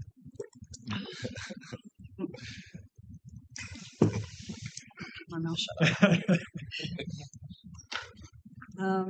So you said at Parkway, you're thinking of maybe not having the walking path, whatever, do that big loop. When are you going to decide that? Because those 5 homes, I don't know where they're at in the offer process, but I thought they were pretty close to being offered for their houses. Not yet. So kind of I've instructed kind of my right-of-way team is concentrate where the relocation of the aqueduct. So that's kind of Everything so east of- everything can of course get so on kind of like that. For example, we're concentrating on first base, kind of the commercial building over there, Uh-huh. of course, kind of the corner or whatever, so on. So we're concentrating that. Yes, kind of the. I'm hoping, very shortly. Of course, we're going to be able to determine really what the configuration. Because leaving it like it is just puts people walking that in the people left behind's backyards. So if it just went straight along the highway, it'd be so much better than that loop. Agreed. And I know Public Works wants it looped for ease of removing snow, but sometimes life is hard. I see you do it at 31. I watched the guy take the lawnmower from one side to the other day, and I'm like, hey, that really works. I think parks can, or somebody can do that to remove the snow on that thing. But is it going to be our responsibility to remove the snow on that pathway? Because it's a state Very pathway. good question, man. Kind of, right now, honestly, with the government, of course, with kind of the whole kind of Utah Trail, kind of a master plan. Right. We discussed it earlier. Kind of, we do not really have kind of as a department a clear understanding kind of who's going to be maintaining this. Because we're kind of getting against protests, so against our will. Let's put it that way. So I think UDOT should have to plow the snow. Then Public Works will still like us. Yeah, most likely it's going to be kind of similar to Mountain Corridor. Of course, we enter kind of an agreement as far as kind of the maintenance and so forth, whatever, so on. But yes, until kind of we get kind of resolution, kind of as far as kind of what to do across the whole entire state, right? And of course, what to do with this the kind of trail system. So, but yeah, there's kind of definitely kind of if we keep kind of a parkway kind of in the same existing alignment, we're going to be able to kind of minimize impacts and of course even kind of the traffic or whatever so on. Kind of there's a lot of kind of really kind of like I'm really optimistic. Of course, that we're going to be able to kind of optimize this over the years kind of very shortly. So on. So, that'd be great. Yeah. So. Yep, and then no tunnels. Yeah, just We to- like your bridges as well. We'll even name them after you. Put your name on them. Just to add to the tunnel concern, on Parkway, you can see at the north end of Parkway, there's a tunnel for the golf course right there. And there have been homeless people that hang out in that tunnel. And it's not a very big tunnel. It's a small tunnel and it's very open, but there's homeless office right over there. So I've seen them. And so we're really against tunnels. It's not a tunnel, it's kind of small. It's a golf course. I mean, kind of course, Robbie, kind of this is not the first or the last. And of course, golf course is going to have these kind of structures, right? And of course, kind of there are several kind of other structures along kind of the Jordan River Trail, where you have a structure. I think with kind of really kind of adequate lightings and of course really being kind of part of the golf course, really. So it's going to have a lot of kind of foot traffic kind of from the players. I think we're fine with the golf course tunnel, but that just gives an example of Sure. why we're not in favor of other tunnels. Sure. Okay. Well, any more questions? Hey, thank you so much for the update. Absolutely. It was really Kind of, fun to again, study it's been a pleasure this. meeting you all. And of course, and kind of, if you have any questions, please kind of and here's our hotline and thank you. Please, okay. Thank you. Thank you much. So Dan, did you have anything else you wanted to add? Okay. We'll bring the MOU shortly. Okay. All right. So do we still have Abigail on? Yes, she is online and I believe ready to present. Okay. We'll now go to our PSRB update and we'll turn the time over to Ms. Mon for her update. She's online. And then Ryan Robinson is here if we need backup. Correct. Okay. As needed. As needed. Good afternoon. Can you hear me okay? We can. Thank you. Okay, great. Well, thank you so much for the accommodation and allowing me to appear online. You can tell I'm still at the office, unfortunately. But hello to Mayor Lang and to the members of the city council. The EYD are also there, so hello. Again, my name is Abby Duzanman. I am the chair of the PSRB. Thank you for inviting me today. Unfortunately, I don't think that my report will be nearly as exciting as the Banger Highway project. Am I allowed to share my screen? Do I have that capability? Yes, you should have that ability. Bear with me for 1 moment to figure out how to do this. Looks like somebody else is. Oh, okay. One more time.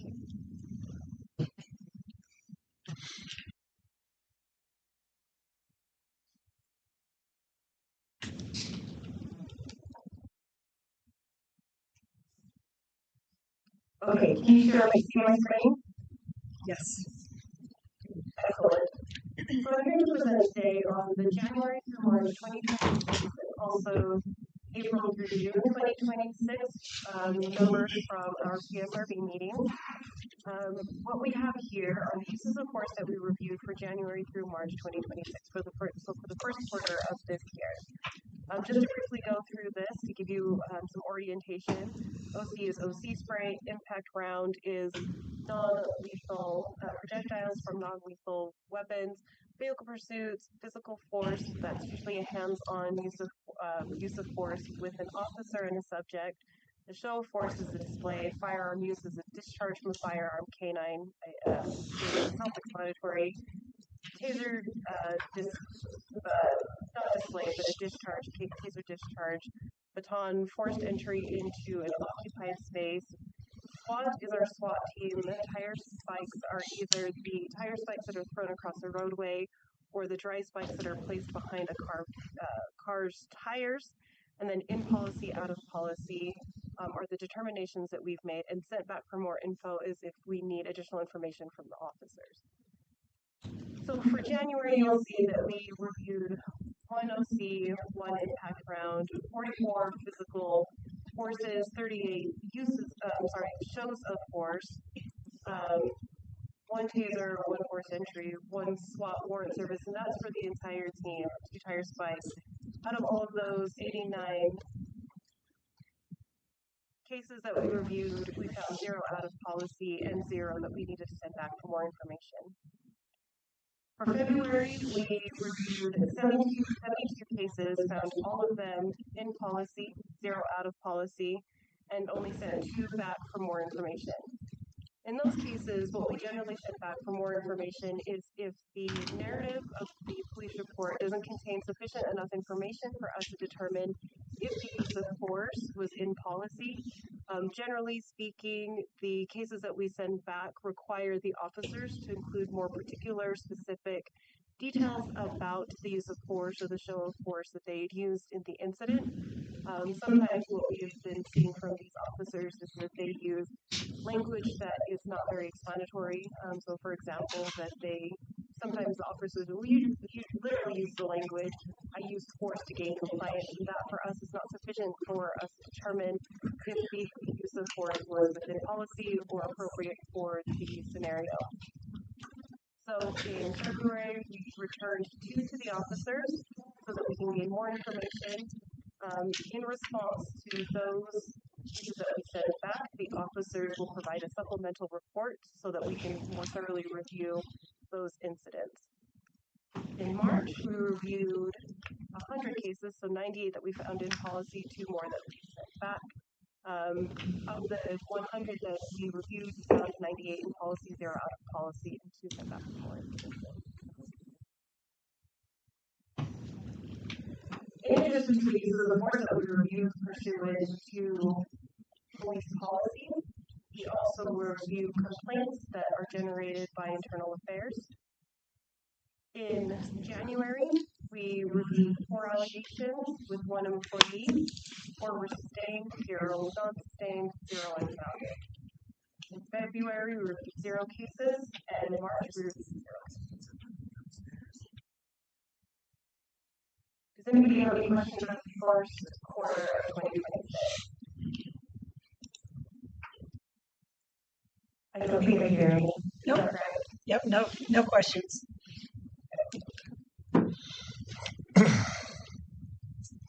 Moving on to the second quarter of April through June 2026. We have the same areas of inquiry that we have here that we had in the first quarter. In April, we reviewed 90 cases, 83 of which we found in policy, 7 that we sent back for more information. In May, we reviewed 105 cases, 107 cases, 105 of which we found in policy, 2 of which we sent back for more information. And in June, we reviewed 108 cases, all of which we found in policy, 0 that we sent back for more information. In regard to the complaints that we have reviewed, we didn't review any internal complaints in April, May, or June. Now, to put some of this in context, our officers review or respond to thousands of cases each day. The cases that we review, our general objective is to review cases from the preceding month. So, for example, in May, we will try to review cases from April. In June, we try to review cases from May. Now, sometimes there is a backlog, but our general practice, and thanks to Rachel White, we've been able to keep up with this general practice of reviewing the previous month's cases. So the fact that we only have, so for example, April 90 cases that we had to review shows that our officers are showing significant restraint and are not responding to situations that require a use of force or a display of force in order to gain compliance over non-compliant subjects. The remainder of this are just the numerical breakdowns of each one of the types of force that we review. So just for the out of the interest of brevity, I won't go through these unless anybody has any questions. Are there any questions? I just had a question on the cases that are sent back with more information. What's the timing for resolving those or account for that? I'm sorry, can you ask the question again? I just had to turn on my speakers, I can hear you better. Sure. So on those cases that you look at that are sent back for more information, so the 7 that were sent back in April, what's the process and timing for resolving those, and where are those accounted for? So the cases that are sent back for more information, our officers, the officer advisors that we have on our committee generally try to get those back to us the following month. I would say that probably 90% of the time that's the actual timeline. So with this number, if April is true to that pattern, these 7 cases that we sent back for more info would appear here in the number of cases that the total number of cases that we ultimately found in all. It's very rare that we'll send a case back and wait for more than a month to get it back from the officer. They're pretty expeditious in returning the cases back to us. Thank you. Any other questions? Okay, I'm not seeing any. Thank you so much for your report. We really appreciate it. Yes, thank you for having me, and I'll see you for my next quarterly report. Okay, thank you. All right, we'll turn the time to Councilmember Christensen for our West Nile update. Yes.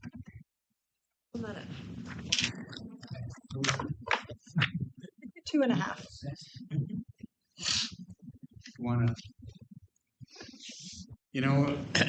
I got to thinking after I asked to get this on as soon as possible, we might not need it.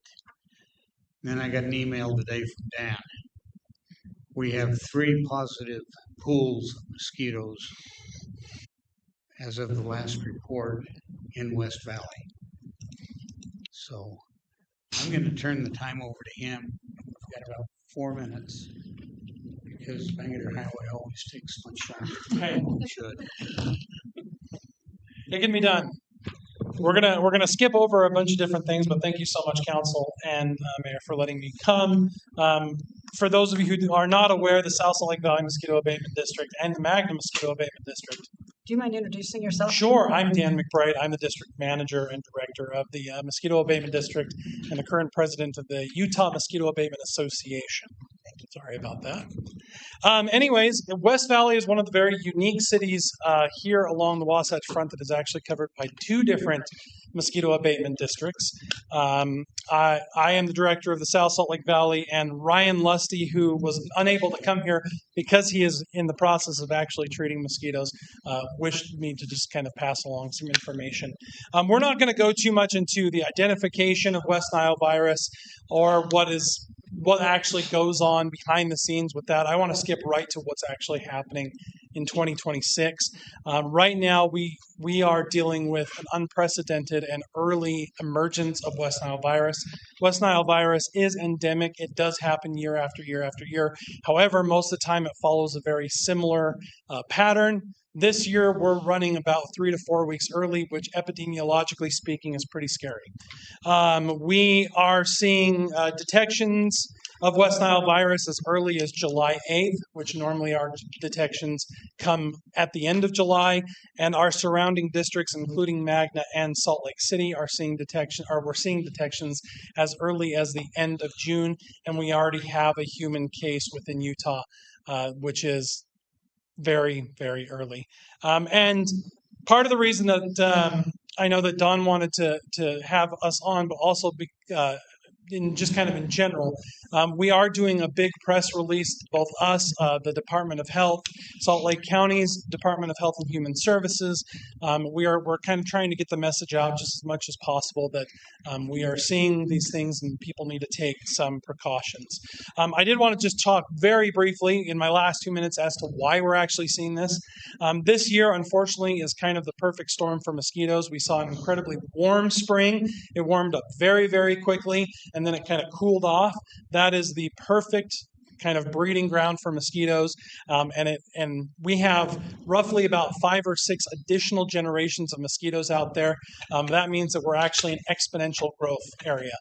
That can equate to roughly about 1 billion to 8 billion additional mosquitoes that are actually out there. Because of this mild winter, this early spring hatch off, we are seeing a lot of mosquitoes that are coming from the Great Salt Lake specifically, and they are moving down and migrating down. We're receiving a lot of different calls of people who have never seen mosquitoes in the valley that are seeing them this year, and this is why. The other thing that's happening in a kind of strange twist of irony is that drought actually compounds the effects of West Nile virus. And what happens is what we call spatial convergence. Pretty much what happens is the birds and the mosquitoes get together in very, very small areas. And just like if you lock 100,000 people in a small room and everybody has a cold, you're going to pass it around to everybody. And that's what's happening on an epidemiological kind of focus when it comes to mosquitoes. And so because we don't have a whole lot of water this year, because it's drought, because it's hot, we are having mosquitoes that are we are detecting West Nile virus at an incredible rate. Councilman Christensen did mention that you have 3. That is actually just from my district that you've got 3. You have an additional 6 positive pools in West Valley from the Magna mosquito side. And these pools we purposely try to trap near heavy pedestrian areas, the Maverick Center, the Redwood Nature Walk, USANA, and different things, and Stonebridge Golf Course, thank you. And all these places are the places that we're actually seeing West Nile virus. Yes, yes. Having used that golf course underpass very late at night sometimes, I can see why you guys don't like tunnels. And that is it. Like I said, I think we did it in 4 minutes, but if there is time or if anybody does have any questions, you can absolutely ask me, or I'll stick around and you can ask me afterward. The slides are available in the office. Well, the slides are on our agenda, so. Yeah. Okay. Thank you. Okay, thank you so much. Thank you. All right. Chain link fence discussion? I know that Steve was hoping to do it really quickly, but if we don't have time, that's completely fine. I think they just wanted some general. The council's okay with it. Everybody good with being late to the next meeting? You want to do it in 4 minutes? Or 2.5? Let's get it. 2.5. 2 minutes. 2 minutes. 4 minutes or 2 late, we'll be fine. Thank you. So again, council's request was to talk about whether we want to further restrict chain link fences. So again, what we considered earlier was not allowing chain link fences in the front yards on 4100 South.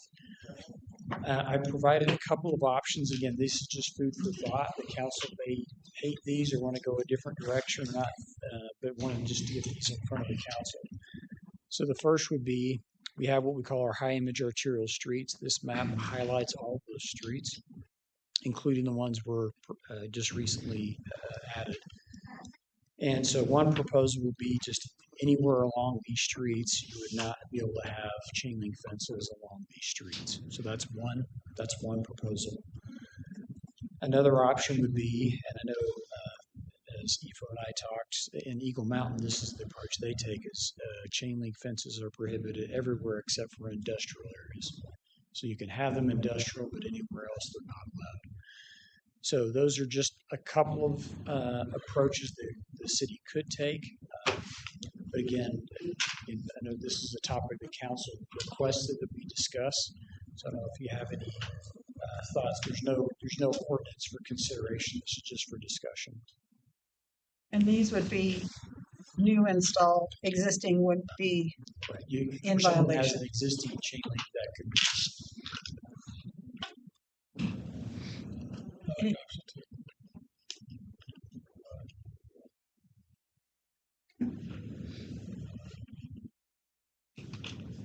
So does anybody want to make decisions tonight or get some more information? Or do you have a preference? Councilmember Harmon likes number 2. It's gonna be pretty, I'm just gonna have said, it's gonna be pretty limited, the number of new fences we're gonna have in the city. Yeah. We already have a Especially lot of on main chain link out streets. there. I think we can talk about this, discuss it. Yeah. And I think staff has some other options of different things, so.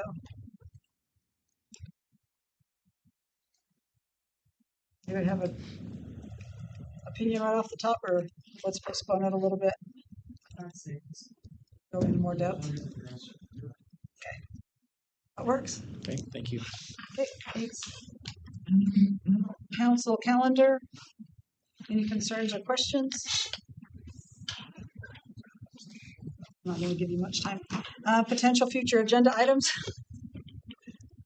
I had one. I was wondering if we could get a communication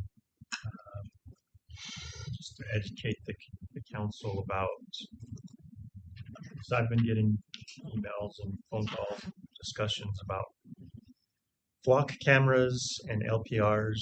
I know I had help on a response on one of them. We have 27 in the city, and my response to that resident, she said, well, I think there's confusion on what an LPR does and what a flock camera does.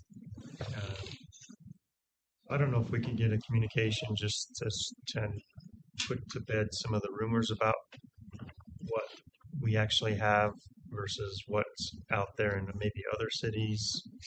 And we're prepared for questions because it seems to be coming up more. It's coming up on media and other areas. Yeah, I spoke to someone yesterday that there's a website, I guess, that lists what cities have what devices. Right. And then all the conspiracy theory. We don't have flock cameras. We do have LPRs, but the drones that we have are responding to emergencies. They're not. So I think it would be helpful. Is anybody opposed to that? Just having some information given to us? We'll do it. Okay, thank you. And any others? I think we'll hold off council reports till another day. We don't have need for a closed session. So one more action item. All in favor, say aye. Aye. And we stand adjourned. Take a couple minutes to get in.